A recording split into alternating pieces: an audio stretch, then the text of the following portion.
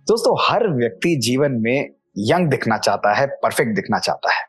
लेकिन जैसे हम अपने शरीर को परफेक्ट रखना चाहते हैं, सोचिए एक ऐसी लाइफ कि हमारा ब्रेन भी बिल्कुल यंग, बिल्कुल जवान, बिल्कुल परफेक्ट हो। हमारी सोचने की शक्ति बिल्कुल परफेक्ट रहे, चाहे हम कितने भी बुजुर्ग हो जाएं।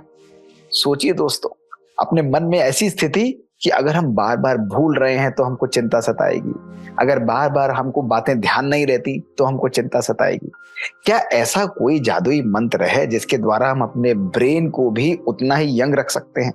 अपने ब्रेन की मेमोरी पावर को, अपने ब्रेन की पुरानी मेमोरीज को, अपने ब्रेन की डिसीजन एबिलिटी को हम बिल्कुल परफेक्ट रख सकते हैं। इसके लिए क्या मंत्र है दोस्तों? इस शक्ति को कहा जाता है पावरफुल कॉग्निटिव रिजर्व। दोस्तों, आज मैं आपको बड़ी मैजिकल जर्नी पर लेकर चलूंगा। अगर आपने इन बातों को सुन लिया तो आप देखेंगे कि आपकी मेमोरी पावर परफेक्ट रहेगी और जो अनेकों अनेक बीमारियां आती हैं, जिनको हम कहते हैं कि ये बुजुर्ग की बीमारियां हैं, बुढ़ापे की बीमारियां हैं, जैसे एल्जाइमर्स हैं, रिपीटेडली फॉरगेटफुलनेस है, बार बार चीजों को भूल जाना है, लोगों को अपने परिवार में ही पहचानना बंद कर देना है, ऐसी सब बातों को आप काफी हद तक रोक सकेंगे और कंट्रोल कर सकेंगे।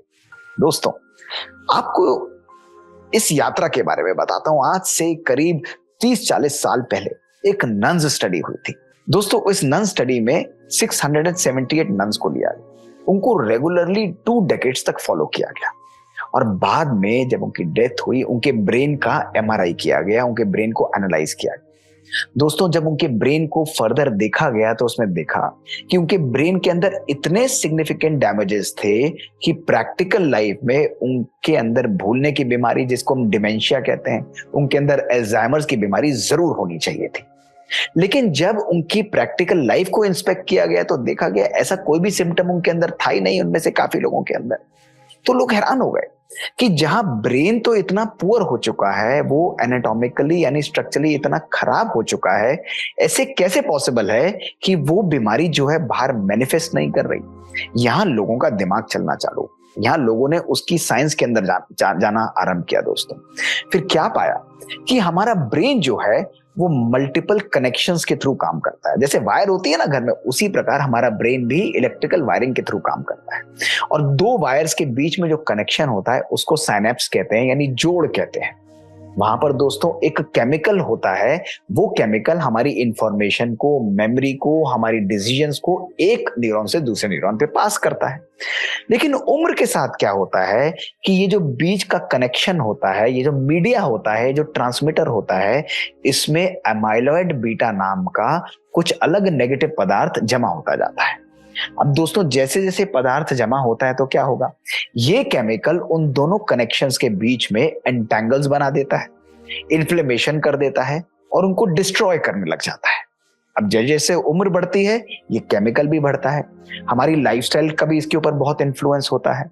जीवन में अगर क्रॉनिक स्ट्रेस है, किसी भी प्रकार का क्रॉनिक स्ट्रेस है, फिजिकल है, मेंटल है, सोशल स्ट्रेस है, वो सब प्रकार का तनाव जो है इस केमिकल को बढ़ाता है और ये इन्फ्लेमेशन कॉज करके उन साइनेप्टिक कनेक्शंस को, उस इलेक्ट्रिकल ब्रेन की वायरिंग को कम कर देता है।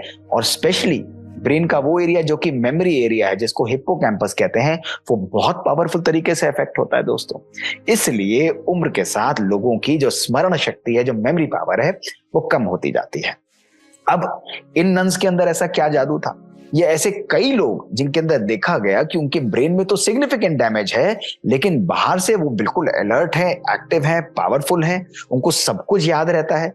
ऐसा कैसे हो सकता है? तो दोस्तों, लोगों ने और साइंटिस्ट ने जब इस पर एक्सपेरिमेंट्स किए, इसको स्टडी किया, तो करीब 4-5 ऐसी चीजें पाई जिनको अगर हम अपने जीवन में रोज ले आएंगे, अपने लाइफस्टाइल में ले आएंगे दोस्तों, तो आप तो ये सोच कर चलिए कि आपका ब्रेन बिल्कुल परफेक्ट हेल्दी रहेगा, आपकी याददाश्त काफी हद तक दोस्तों बढ़िया रहेगी और ये ऐसी बीमारियां हैं अल्जाइमर्स वगैरह, इनको आप दूर भगा पाए। दोस्तों, सबसे पहली चीज जो इसको इन्फ्लुएंस करती है वो है प्रॉपर नींद।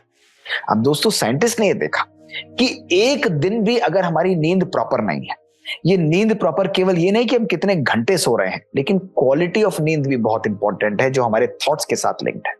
तो अगर एक भी दिन हमारी नींद प्रॉपर नहीं है तो हमारे ब्रेन के अंदर जो कनेक्शंस हैं उनके बीच में ये प्रोटीन बढ़ जाता है और हमारे इन्फ्लेमेशन हमारे न्यूरॉन्स को डैमेज करता है। इसलिए प्रॉपर नींद 6 से 8 घंटे की नींद होना बहुत आवश्यक है, और वो नींद भले कम या ज्यादा भी हो, लेकिन उस नींद की क्वालिटी दोस्तों बहुत बहुत इंपॉर्टेंट है। वो सुपर्ब होनी चाहिए और परफेक्ट होनी चाहिए। तो सबसे पहले नींद का पूरा ध्यान रखें। दूसरी बात दोस्तों वो है एक्सरसाइज और व्यायाम। दोस्तों हम में से बहुत सारे लोग हैं जो कि एक्सरसाइज प्रॉपर तरीके से करते ही नहीं। वो सोचते हैं ठीक है, चल रहा है, बॉडी तो परफेक्ट है, जितना खींच पाएंगे। नहीं दोस्तों, साइंस ने ये पाया है कि अगर हम आधे से पौना घंटा रोज व्यायाम करते हैं, योगा करते हैं, मेडिटेशन करते हैं, फिजिकल एक्सरसाइजेस करते हैं, या केवल वॉकिंग भी करते हैं नेचर के अंदर, तो ऑलमोस्ट 1/3 रिस्क हमारा इस बीमारी को डेवलप करने के लिए कम हो जाता है, और हमारी मेमोरी पावर दोस्तों पावरफुल रहती है। हमारे ब्रेन के कनेक्शंस नए बनते चले जाते हैं। तीसरा दोस्तों वो है रेनबो डाइट। अब देखिए, नाम देखिए, रेनबो डाइट। रेनबो यानी रंग बिरंगी डाइट। दोस्तों अगर हम रोज अपनी डाइट के अंदर विभिन्न प्रकार के कलरफुल वेजिटेबल्स, अलग अलग सीजनल फ्रूट्स को इंक्लूड करते हैं, सलाद की 2 या 3 सर्विंग्स लेते हैं जिसके अंदर माइक्रो न्यूट्रिएंट्स है, मैक्रो न्यूट्रिएंट्स है, फ्लेवोनॉइड्स है, ये सब चीजें उसके अंदर आती हैं दोस्तों। ये हमारे ब्रेन के लिए एलिक्सिर का काम करती है और हमारी एजिंग कम होती चली जाती है। हमारी मेमोरी पावर दोस्तों बिल्कुल परफेक्ट हो जाती है, उसको हम लोग मेंटेन कर पाते हैं। साइंस ये बताती है कि ऑलमोस्ट 50% डिक्रीज अमाइलॉइड बीटा के अंदर वो जो हार्मफुल केमिकल है वो कम हो जाता है 50% अगर हमारी डाइट दोस्तों प्रॉपर है। तो तीसरा स्टेप हुआ रेनबो डाइट। दोस्तों चौथा स्टेप क्या होगा? चौथा स्टेप है हमारे जीवन में नई नई प्रकार की सीखने की कला।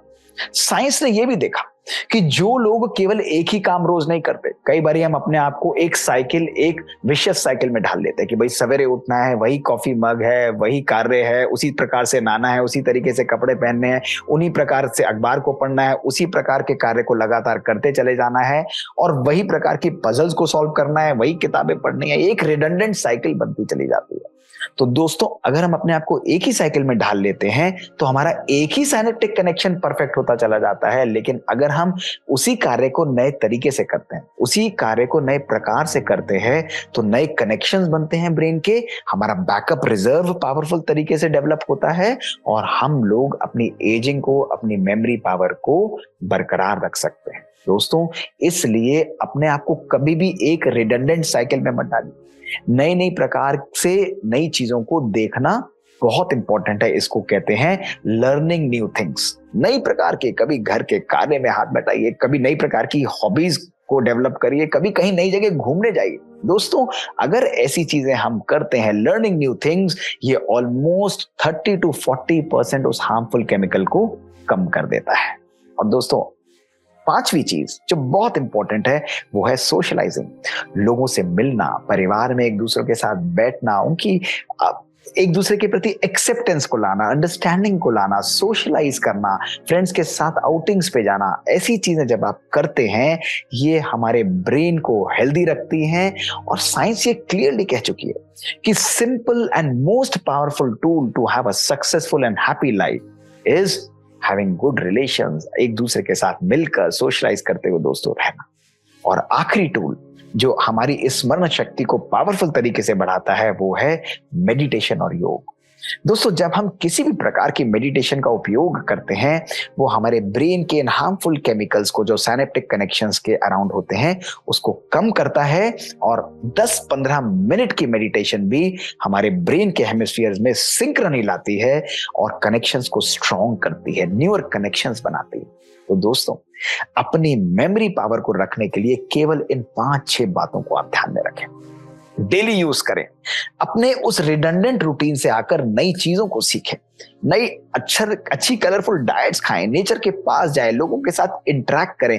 यही दोस्तों आज हमारे जीवन का मंत्र है। पुराने जमाने में देखिए लोग, घर की माताएं, घर की लेडीज कैसे एक दूसरे के साथ कनेक्ट करते थे, बातें करते थे, एक दूसरे के साथ गपशप करते थे, एक दूसरे की भावनाओं को समझते थे। आज दोस्तों हमने एक ही घर में अनेकों घर बना लिए। भौतिकता तो खूब है, लेकिन दोस्तों भौतिकता के एंटेंगलमेंट में कहीं ना कहीं हम अपने जीवन का प्यार और एसेंस उसको हम लोग खो चुके हैं। दोस्तों हमारे ब्रेन की ये एबिलिटी कि कोई भी टास्क अगर वो पुराने न्यूरॉन से नहीं कर पा रहा है, वो ऑल्टरनेट पाथवेज के द्वारा, जिसको हम कॉग्निटिव रिजर्व कहते हैं या जिसको हम कहते हैं नए न्यूरोनल कनेक्शंस हैं, उसके द्वारा वो बाईपास करके उस कार्य को करा लेता है और मेमोरी को इंटैक्ट रखता है। इस शक्ति को कहा जाता है कॉग्निटिव रिजर्व।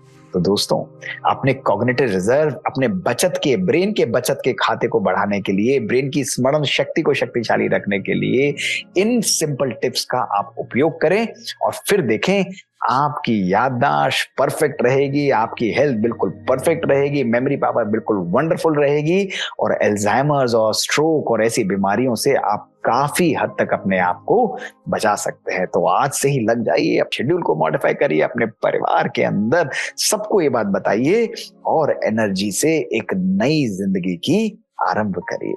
ओम शांति।